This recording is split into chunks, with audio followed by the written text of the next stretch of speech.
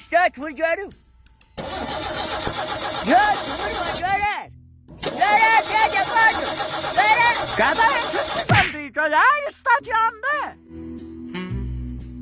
Mühendis tamamdır. Allah'ınız ağrımasın. Sağ olun yaşayasın Allah milyon versin.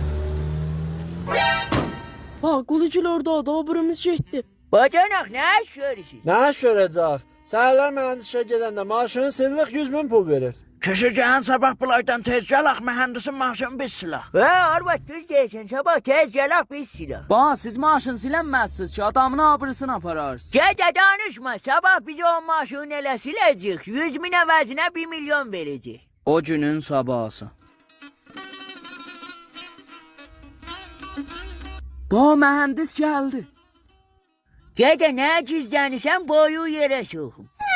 Ay oğlan ne istiyorsan? Gədə dinmə maaşını silirəm. Silme acelem var gelem celasiye. Gəl səlmə görüm. Ay oğlan değilim ötür cedirem işim var. Yarım saat diş görebilsen kutuldu bu.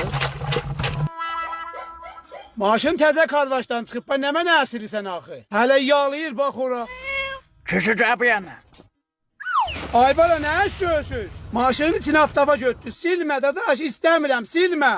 Ve dinmə görüm ax. Olan neme ne edinme değilim silme kutar. Əcəb adam sana. Deyirəm geyləm cələsiyə, maşını ap körradım ba. İndi mən nəzü geyim cələsiyə.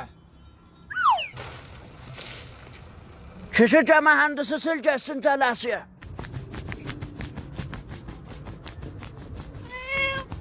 Bu xidməti ki biz sən elədik. Heç dədə balasını eləməz bu. Kişi çox silmə yüzü açılay 1 milyon al gedək.